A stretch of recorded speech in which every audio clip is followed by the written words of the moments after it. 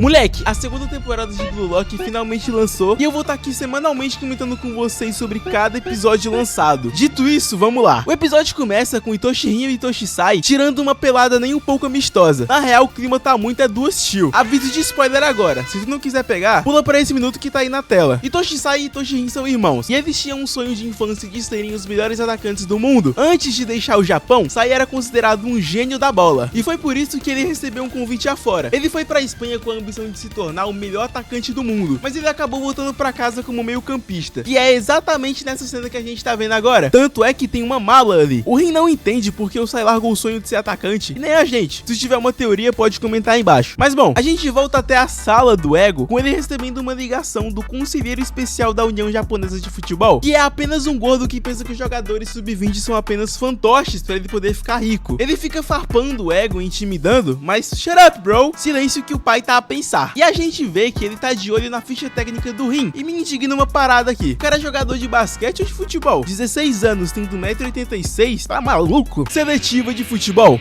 Voltando de verdade ao Blue Lock, de 300 atacantes que pisaram nessa giromba, só restaram apenas 35 cabeças. Mais ou menos 70% foi de ralo e tiveram seus sonhos destruídos. E o Ego explica que a partida contra o Japão Sub-20 vai ocorrer daqui a 3 semanas. E as carreiras de cada um que tá ali vai passar de uma simples seleção nacional pra um egoísta número 1. Só pra encorajar os caras mesmo. Afinal, se eles perderem, o Blue Lock vai ser extinguido pra sempre. E o Izagi fica numa brisa doida de que perder não é uma opção. Ele sentiu a derrota antes de entrar no Blue Lock e lá ele viu, entre aspas, o que realmente é jogar futebol. Por que eu falei entre aspas? Porque todo mundo ali não deixa de ser atacante e a melhor maneira de aprender é vendo de perto pessoas melhores que você agindo, e é o que o Blue Lock pretende. Izagi não sabia controlar o Barou? Toma, devorou. Barou viu que mesmo sendo melhor que o Izagi, o jeito que ele se comportava em campo não era a melhor maneira contra ele. Blue Lock ensina pra gente que o egoísmo é uma coisa boa, porque a gente foca em nós mesmos. Cada um ali tá sendo alimentado pra ser o melhor do mundo no pior cenário possível. Se perderem, vão ficar se lamentando pelo resto da vida. E você não quer se lamentar pelo resto da vida, né? Se precisa fazer algo, vai fazer agora. Não deixa pra depois. Aliás, esse vídeo aqui era pra ter saído na terça-feira, velho. Mas acabou que ele saiu no sábado, por preguiça minha. Mas enfim, você entendeu o recado. Depois de parabenizar os jogadores que chegaram até ali, o Ego vai chamar os 6 melhores jogadores que tiveram o maior desempenho em partidas. Em primeiro lugar, Itoshirin. Em segundo lugar, Shidou Ryosei. Terceiro lugar, Karazu Tabito. Quarto lugar,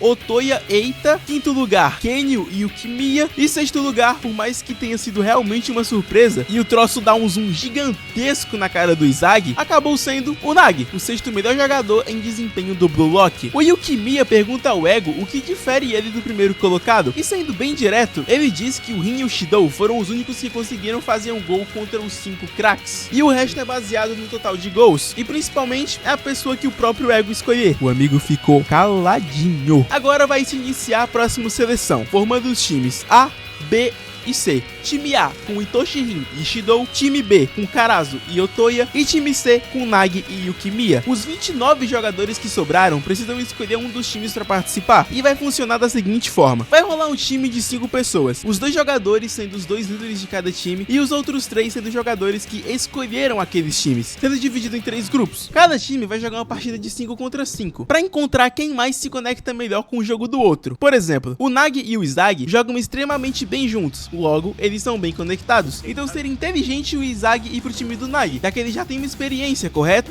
Na maneira lógica, sim, mas o Izagi entendeu qual é a do jogo. Se ele escolher o Nagi, não vai estar evoluindo, afinal eles já se conhecem, já jogaram muitas vezes juntos, e isso vai gerar um conforto na partida, e o conforto é a pior maneira de uma pessoa evoluir. Então o Ego diz que tirando os 6 jogadores escolhidos, os outros 29 só terão uma chance de jogar, já que vai ser um jogo eliminatório. Caso um time perca, já roda, pelo que eu entendi é isso. Bom, o Ego manda os 6 jogadores irem para uma sala exclusiva e explica para os que ficaram que esses jogadores não são amiguinhos de time, são apenas degraus a serem pisados. Afinal, eles já têm a vaga garantida para jogarem o jogo e o restante tem 24 horas para escolher o time que bem entenderem. Corta pro refeitório e tá todo mundo aproveitando que a comida tá totalmente liberada pra, tá ligado, né? Chefe é chefe, tem que forrar o bucho. E mesmo liberado igual o rodízio, ainda rouba a comida do prato do amigo. É muito legal que aqui eles entram no assunto do antigo time Z, onde começou a fuleiragem toda. Imamura, Lemon, até o Kuon, aquele maldito traidor, e principalmente o Kunigami, que deixa por aberto aí, quem sabe sabe. O Hashi pergunta pro pessoal da mesa qual time que eles vão, O Igarashi diz que vai pro time A, já que ele já jogou junto com o Shidou. Tomou uma pisa pro Shidou.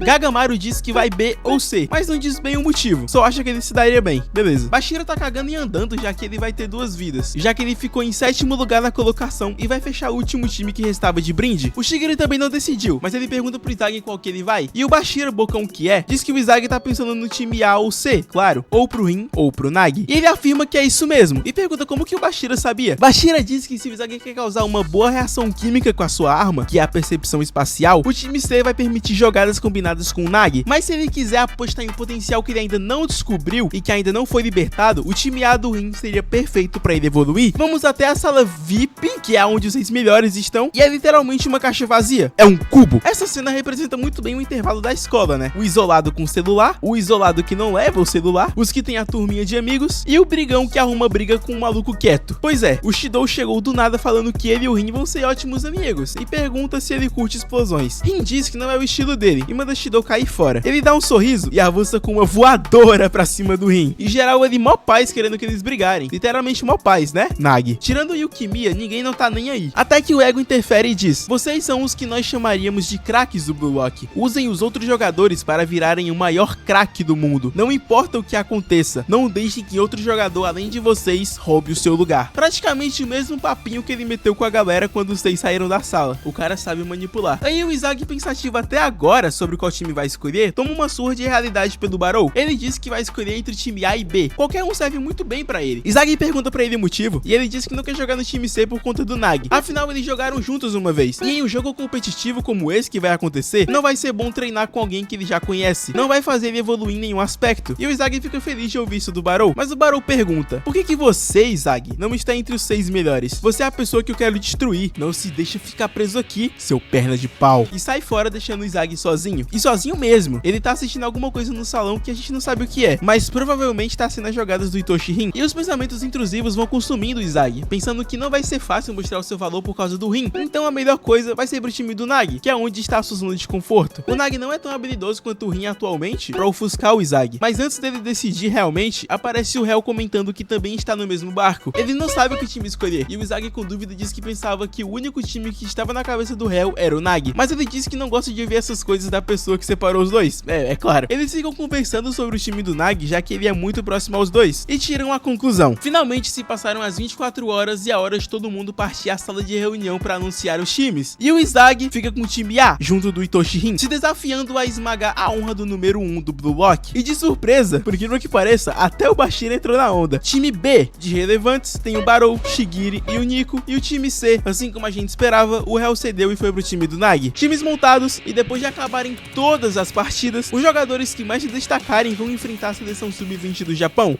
E fica ligado que aqui no canal semanalmente vai ter vídeos de Blue Lock acompanhando essa temporada foda, fechou? Fico muito feliz que você ficou me ouvindo até aqui e abraço.